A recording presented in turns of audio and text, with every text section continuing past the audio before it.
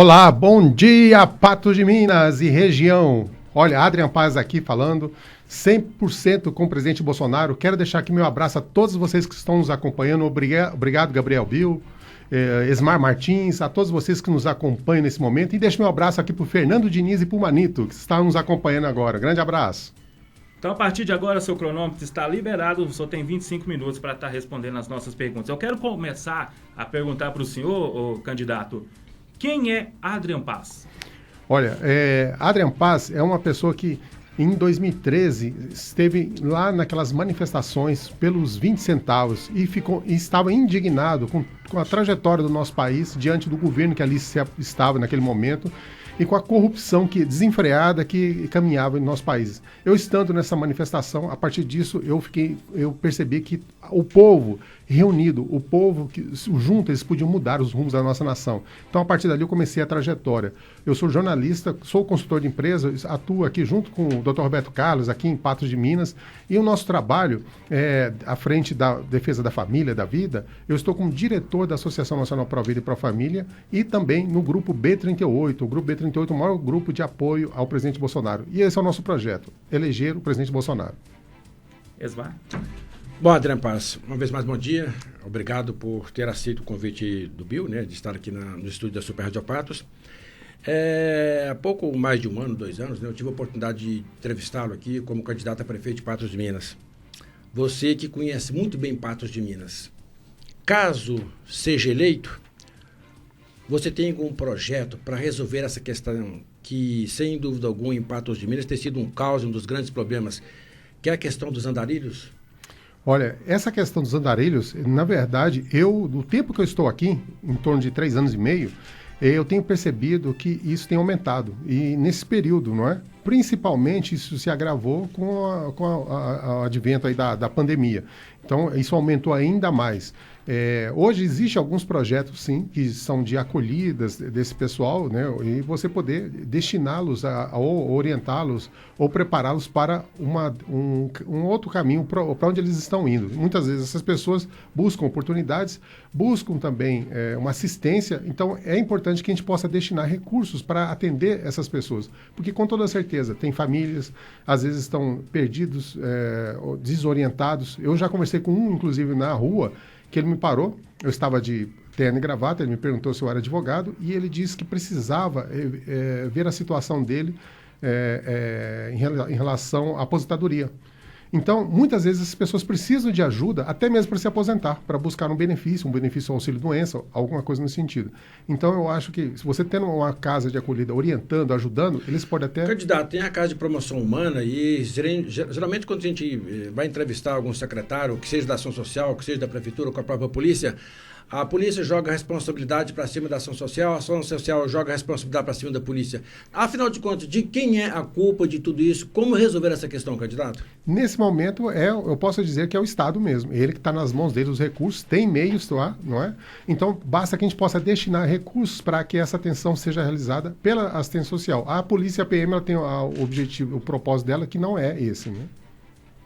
Certinho, o senhor falando em questão de segurança pública, o que é que o senhor defende? O senhor sabe, o senhor é um candidato aí, apoiador do presidente Bolsonaro que ele preza muito essa questão da segurança pública. Para o senhor estando dentro da Assembleia Legislativa, que ponto que o senhor vai defender aí da segurança pública? Olha, a segurança pública, ela age de maneira preventiva e a gente precisa criar condições para que ela possa agir de maneira mais efetiva e mais eficaz, não é? O que for necessário, por exemplo, existe hoje projetos de câmeras que possam ser instaladas nas rodovias que elas, pegando as placas dos veículos, elas podem coibir, inclusive, invasão, ou grupos, quadrilhas que possam entrar na nossa cidade. Então é um projeto que nós vamos estar apoiando para que essas câmeras sejam instaladas. Ainda dentro dessa pergunta do Gabriel, o candidato, falando em segurança pública, nós temos hoje um dos trânsitos mais caóticos do estado de Minas Gerais, que se chama Patos de Minas. Como que o senhor vê, de que forma o senhor analisa? O senhor tem um projeto para tentar melhorar esse trânsito nosso aqui? Olha, nesse âmbito, seria o âmbito municipal, é mais voltado para o executivo. Mas nós podemos sim fazer propostas... Mas precisa de recursos, né? Talvez sim. A falta de deputados na nossa cidade aqui, essa carência vem já há muitos anos. Porque falta recurso para isso, falta recurso para aquilo. de que forma o senhor buscaria recurso para resolver essa questão do trânsito? Esse é um ponto muito importante, Esmar. Exatamente esse. É a destinação. Quando nós nos propomos a candidato a prefeito de Patos, nós tínhamos ali a questão do corpo técnico para poder estar, principalmente, apresentando projetos e buscando esses recursos. Os recursos, eles existem, muitas vezes não são solicitados por falta de competência. Certinho. O candidato, falando agora de agronegócio, vamos falar de produtores rurais. Aqui a nossa cidade, nossa região, Patos de Minas, nossa região, ela tem um grande público, né, com o agronegócio, principalmente os pequenos agricultores. E aqui entra ano, entra político, sai político, as estradas rurais continuam sempre as mesmas coisas. O que o senhor analisa esse ponto das estradas rurais? Porque o agronegócio aqui para nossa cidade ela é de extrema importância. O que o senhor analisa aí as estradas rurais? Olha, logo que eu cheguei aqui, conversando inclusive com amigos meus, o Wecker, o Emerson, eles me disseram que o trajeto dos caminhões de leite, eles enfrentavam grandes problemas, inclusive das pontes. Eles tinham que fazer um retorno muito grande quando caiu uma ponte, justamente por falta de atendimento. Então, nós vamos buscar, sim, formas, inclusive no governo federal, porque nós temos esse alinhamento, de podermos destinar recursos para a reforma dessas estradas, até mesmo para asfaltar algumas delas que ainda estão no projeto e ainda não foi efetivado.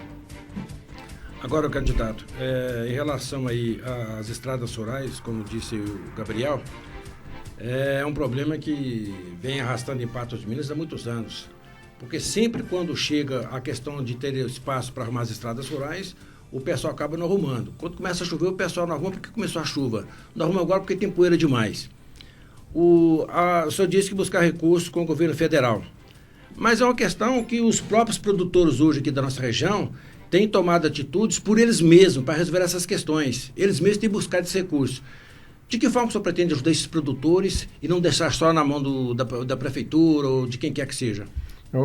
Gabriel, Esmar, olha, essa preocupação de vocês é importante. Hoje nós conseguimos, o Brasil conseguiu sair da depressão, desse buraco que a guerra e a pandemia causou, pelo trabalho que o presidente Bolsonaro vem realizando, exatamente pelo agronegócio. O agronegócio ele despontou e fez com que o nosso PIB subisse e alcançasse níveis excelentes em relação ao mundo. Olha, nós precisamos ter um olhar voltado para o agronegócio. E uma das formas, Esmar, é a presença. Uma pessoa, um candidato eleito, deputado estadual, ele tem que estar presente, ele tem que ir no campo e denunciar, lá nas estradas e fazer a denúncia. Com toda certeza as pessoas vão tomar providência e vão agir mais rapidamente. Certinho. Agora vamos falar um pouquinho de saúde pública, né? Um tema de extrema importância e vamos falar de hospital regional. Ultimamente o hospital regional está faltando médicos, que até o próprio prefeito tem que, com os recursos próprios do município, tem que estar contratando médicos para o hospital regional. Qual que é a sua visão disso? Falta médico. E sabemos que o hospital regional ele é de relevância do governo do estado de Minas Gerais. O que o senhor pode estar fazendo aí para trazer essas melhorias para o hospital regional? Olha, nós sabemos que por causa da pandemia, bilhões de recursos foram destinados aos estados e municípios pelo governo federal, pelo governo do presidente Bolsonaro. Esses recursos, de certa forma, sanearam as contas, ajudaram a sanear as contas, ao pagamento das folhas de pagamento. Então, hoje, o Estado ele tem hoje, o Estado de Minas Gerais, ele tem uma gordura ali, não claro, sobrando, mas é possível a gente poder fazer uma cobrança, principalmente por estarmos eleitos por Patos de Minas e cuidando da nossa região, o Hospital Regional atende a toda a região, nós podemos estar ali presentes também e buscando formas de atender, principalmente a questão da falta de médicos, mas também de algumas áreas que precisam e necessitam de atendimento. Ô candidato, e ainda dentro desse assunto, a saúde, realmente, como disse o Gabriel, é um dos grandes problemas, não é só Patos de Minas, é praticamente todo o nosso país. Essa questão de que forma que o senhor avalia hoje, estamos falando especificamente, o senhor é candidato para Patos de Minas, estamos falando especificamente da cidade de Patos de Minas. De que forma que o senhor avalia hoje a saúde em Patos de Minas e de que forma que o senhor pretende fazer para melhorar, principalmente essa questão de atendimento nas UPAs, falta de médico, falta de enfermeiro, e também gostaria que o senhor comentasse e falasse em relação à implantação da Santa Casa. A Santa Casa, após o fechamento do Hospital São Lucas e também do da oncologia em Patos de Minas, que nós acabamos perdendo algumas especialidades. O que o senhor pretende fazer para melhorar, principalmente essa questão da oncologia em Patos de Minas, que nós sabemos que as pessoas hoje que têm tratamento do câncer estão saindo para Uberlândia, estão saindo para Barretos, e talvez as pessoas não tenham noção da dificuldade, da dor que as famílias sentem e do trabalho que dá de deslocar de Patos de Minas para fazer esse tipo de tratamento. O senhor tem o projeto do senhor, qual é para melhorar essa situação, deputado, o candidato? Olha, na verdade, essas pessoas é uma situação crítica mesmo, né? As famílias sofrem, as famílias têm um grande problema que é cuidar do doente, da pessoa que está dentro de casa, e ainda tem que se preocupar e aonde vai ser atendido. Nós temos que incentivar, nós temos que fazer com que o governo hoje ele possa trazer esse projeto para a oncologia, para que a gente possa atender, principalmente incorporando, melhorando esse atendimento, ajudando de certa forma o grupo hoje que atua em frente à Santa Casa, para que ele possa atender, trazer os equipamentos necessários e também o corpo clínico para atender. Então, o que nós pudermos fazer para investir nesse sentido, nós vamos investir. Mas não só nisso. Hoje, nós precisamos também da saúde mental. A saúde mental hoje ela é uma área que ela precisa também de ter um olhar melhor para ela. Pessoas estão passando mal, sofrendo, precisam de medicamentos, precisam de pessoal técnico, e essas pessoas também precisam ser remuneradas, melhor remuneradas, para poder atender melhor a população.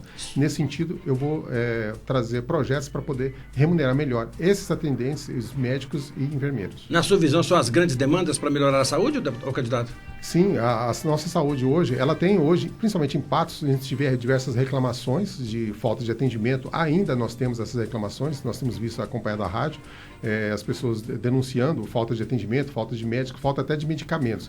Então, a gente precisa estar, como eu disse, presente. Nessa presença, a gente consegue cobrar e fazer com que o Estado ele providencie o que é necessário para o atendimento. Certinho, candidato, eu trabalhei muitos anos dentro da educação. A gente vê, eu trabalhei numa escola estadual por muitos anos e a gente vê a precariedade que é a educação aqui em Minas Gerais. Lógico que a gente tem que definir também, né, não só a precariedade na estrutura física, mas também com o salário dos servidores públicos da educação. Qual que é o projeto que o senhor tem para a educação aqui de Patos de Minas, não só de Patos, mas de Minas Gerais? Olha, a nossa linha de atuação, Bill, ela é ideológica, não é? Nós buscamos hoje, atuamos numa área e defendemos o conservadorismo, principalmente dentro da educação. O meu ver, a educação, esse nome nem deveria existir. Educação tinha que ser ensino. A escola, ela tem que transmitir conhecimento, a ciência, as exatas, o português, a matemática, não a doutrinação. E eu lutei muito, desde 2014, quando então o presidente Bolsonaro, contra a ideologização nas escolas, a ideologia de gênero, a erotização de nossas crianças em sala de aula. Eu mesmo tive um filho que foi chamado, quando eu morava em Belo Horizonte, o filho foi chamado e a coordenadora disse que meu filho não tinha um gênero definido. Gente, isso é um absurdo. É um absurdo um pai, eu era conselheiro de educação então de Belo Horizonte, ficou pior ainda para a situação para aquela escola. Chamei todo mundo lá dentro da escola. Então nós temos que lutar contra isso. Eu tenho certeza que a pessoa que nos acompanha agora, o ouvinte, a mãe, ela não quer um filho sendo doutrinado em sala de aula. Ela quer o filho, ela é cristã, ela tem os valores que ela passa para essa criança, ela não quer que essa criança seja doutrinada. Então nós lutamos por isso, principalmente. Agora, quanto à educação, ela tem que ser melhorada sim, ela tem que passar mais conhecimento e os professores têm que estar preparados para isso.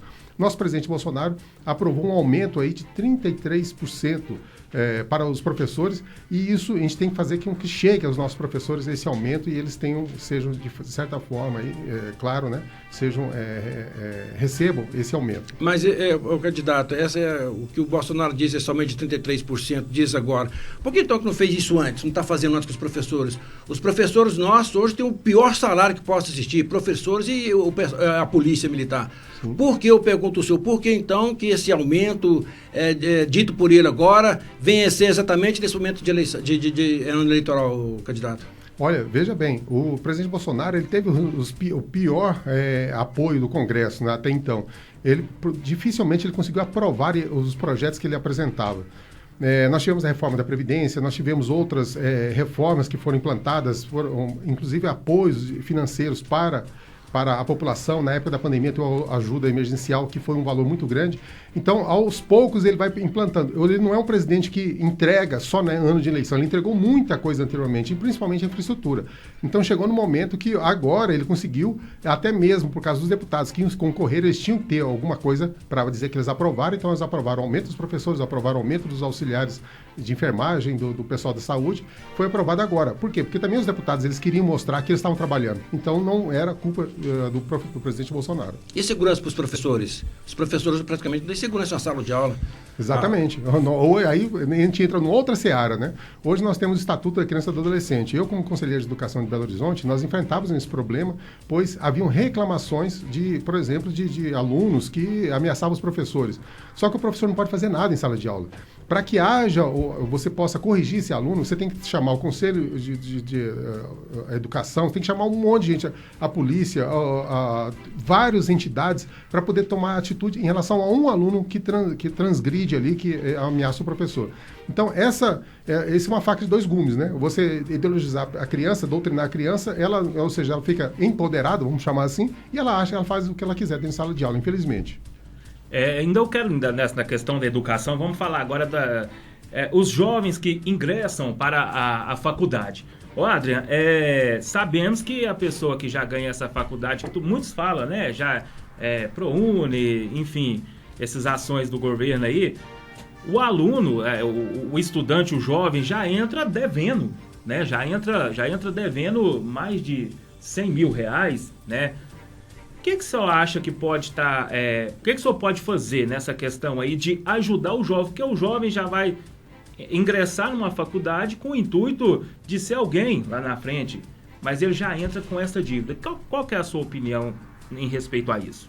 É exatamente o que aconteceu, Bill. Você percebeu aí que outros governos anteriores, né, eles criaram essa situação de financiamento do ensino e divulgavam que isso ajudou muita gente a poder se formar. Mas deixou os alunos com as dívidas, né?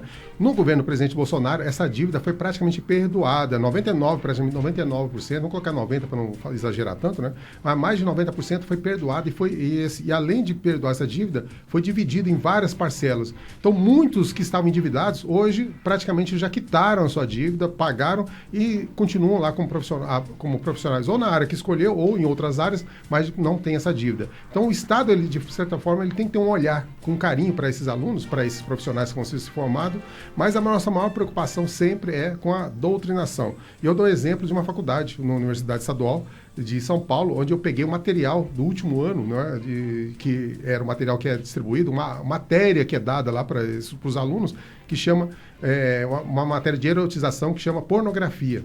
Gente, eu vi o conteúdo daquilo, das apostilas que é dado em sala de aula para os alunos. É um absurdo, nós precisamos saber o que as nossas universidades estão dando para os nossos filhos. Nossos filhos entram lá de um jeito e saem do outro, totalmente diferente, com o cabelo verde, pintado, totalmente transformados, destruídos. Eles tiram Deus dos nossos filhos, tiram Deus dos nossos jovens e destroem ele como pessoa e devolvem essa pessoa para a sociedade. Então nós temos que saber o que é que está passando dentro das universidades e como que eles estão destinando esses recursos e o que está sendo colocado em sala de aula. Candidato, se eleito, moradia.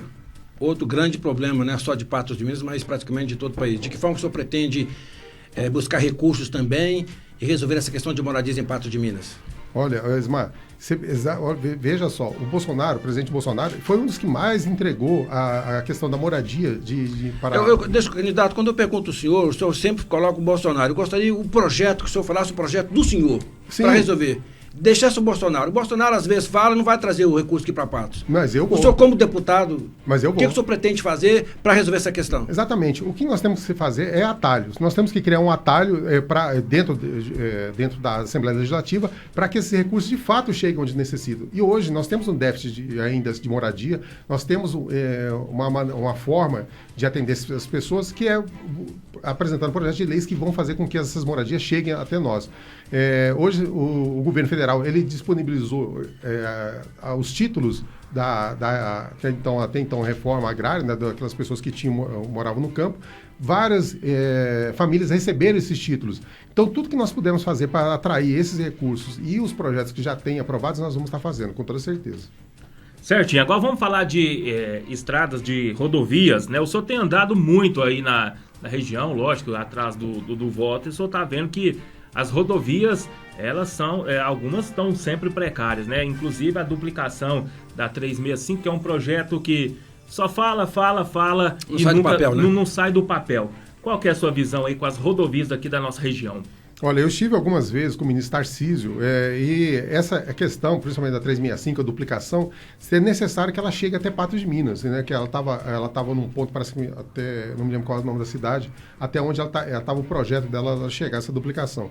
A gente precisa sim que ela chegue até Patos de Minas, ainda que ela seja privatizada, porque, de certa maneira, essa privatização faz com que a empresa que estiver responsável, ela esteja fazendo a manutenção, tenha a segurança necessária, inclusive o atendimento médico nessas rodovias, porque não só a duplicação, mas a gente precisa também ter o cuidado com as pessoas que ali transitam.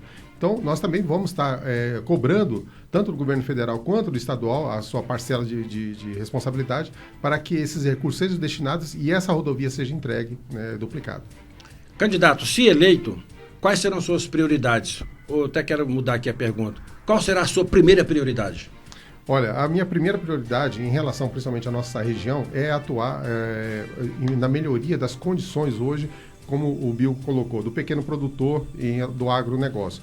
Hoje o governo federal tem um projeto, principalmente as mulheres do campo, onde ele Mas tem que resolver, recursos. candidato, a questão do pequeno produtor, tem que resolver a questão dos insumos, que eles não aguentam pagar o preço do insumo. Os pequenos produtores estão deixando a zona rural e vindo para Patos de Minas porque estão passando fome, não tem como. É exatamente esse olhar que nós temos que ter para esse pequeno produtor. Hoje o governo federal ele disponibilizou recursos, empréstimos para a mulher do campo. A mulher, hoje que ela muitas vezes está ali sozinha atuando, ela precisa de ajuda. E hoje nós temos maneiras de ter esses valores.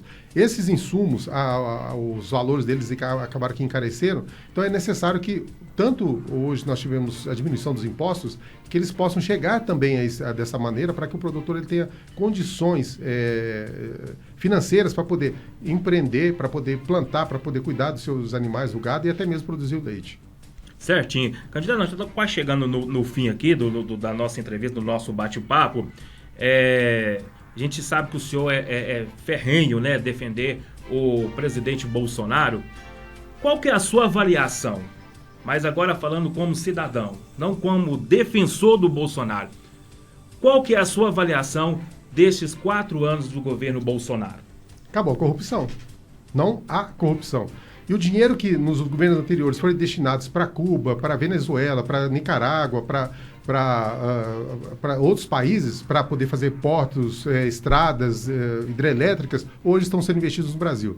Então é exatamente por isso que o Brasil desenvolveu e cresceu, exatamente por isso que nossa infraestrutura foi renovada, exatamente por isso que hoje nós temos o Auxílio Brasil, que é de R$600, porque não tem mais corrupção. Então nós temos que apoiar e nós temos que reeleger. O presidente Bolsonaro foi o melhor presidente desde o fim do regime militar. Foi o melhor presidente que o Brasil já teve e continua sendo esse presidente. Nós temos que apoiá-lo. É um presidente que defende Deus, pátria, família, vida e a liberdade e nós temos que estar juntos nesse sentido. Não tem como se discutir em relação ao outro presidente, lá, o descondenado, a quantidade de processos que ele teve, toda a sua cúpula foi presa. Então, não tem como comparar. O presidente Bolsonaro foi a melhor opção para o Brasil. Mas o senhor acha que o Bolsonaro, ele não foi, em questão da pandemia, que ele pegou, o governo dele praticamente quase todo foi em termos de pandemia, o senhor não acha que ele exagerou muito naquelas brincadeiras, que para mim, eu vejo particularmente, o meu ponto de vista, aquelas brincadeiras, né, por parte do presidente, não sei o que, falta tal, aquela brincadeira que todo mundo já sabe, não vamos colocar aqui ao caso, né? O senhor não acha que ele brincou demais nessa questão da pandemia?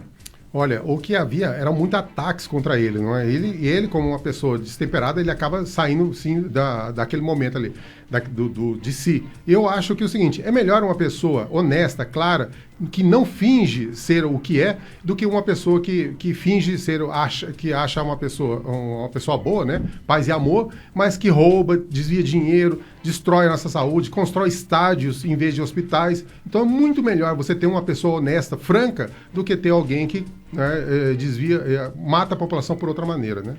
Através da corrupção. Não, certinho, candidato, nós temos um minutinho para estar encerrando, né? E o que está em jogo nessas eleições? Olha, o que está em jogo é o destino da nossa nação. Nós temos que ter um olhar para o que aconteceu nos países vizinhos. Os países estão destruídos. A Argentina, em 2 anos com o governo de esquerda, ela chegou numa inflação de 50%. Empresas foram fechadas, empresas saíram da Argentina, empresas de aviação, empresas por exemplo, de bebidas, desapareceram, largaram. Aumentou o número de desempregos e as pessoas estão passando fome no país. Então, o que está em jogo é a nossa nação. Então, que vocês possam buscar pessoas que estejam alinhadas com o governo, com Deus, pátria e família, e olhem para os seus filhos, olhem para as suas crianças. Eu estou aqui, Adrian Paz, número 28228, como candidato a deputado estadual, um candidato que vai defender a sua família, vai te defender, né, lá na Assembleia Legislativa de Minas Gerais. Certinho, candidato. Agora, para a gente encerrar, 3 minutinhos para o senhor colocar aí, pedir o seu voto, né? E de antes de mão, a gente quer agradecer o senhor aí pela presença e agradecer mesmo de coração por senhor ter aceitado esse convite. E o senhor tem agora 3 minutos com as considerações finais. Muito obrigado, Ismar Martins. Muito obrigado, Bill, pelo convite, por vocês terem nos procurado. Quero agradecer a você que nos acompanha até agora, que está aí nos assistindo. Uma dica que eu quero dar para vocês é entre no Google lá, digite Adrian Paz, ideologia de gênero. E você vai ver eu lutando, combatendo por conta própria. Nunca tive emprego lá no governo, nunca fui eleito nenhum político, mas eu por conta própria ia a Brasília, e se você digitá-la, você vai ver no Google a comprovação do que eu te falo para vocês. Defendendo a família, defendendo a vida, lutando contra o aborto, lutando contra a aprovação do assassinato de crianças no ventre das suas mães. Hoje nós temos uma ideologia perversa que tenta corromper os nossos jovens, matar Deus no coração da nossa sociedade, dos nossos filhos, fazendo com que a destruição da família ela seja divulgada, propagada, ensinada para os nossos jovens. Nós precisamos de pessoas que defendam, que saibam o que estão fazendo na Assembleia Legislativa. Não temos que ter pessoas lá que vão por modismo, por poder, ou até mesmo por glamour. Nós temos que eleger representantes, candidatos, que vá lá nos defender as nossas pautas, defender o nosso povo, trazer os recursos necessários, tanto para a saúde, quanto para a educação, quanto para a moradia. É preciso que tenha alguém que tenha esse olhar atento. Eu quero pedir, então, o seu voto, pedir a sua confiança. Divulguem, levem essa reportagem para os seus amigos, levem o programa daqui da Rádio Patos para que eles saibam que existe um candidato que está olhando para eles. Eu quero agradecer a você, que Deus abençoe a cada um dos nossos ouvintes e aqueles que estão nos assistindo também. E um grande abraço. Adrian Paz, número 28228, a candidata a deputada estadual por Minas Gerais.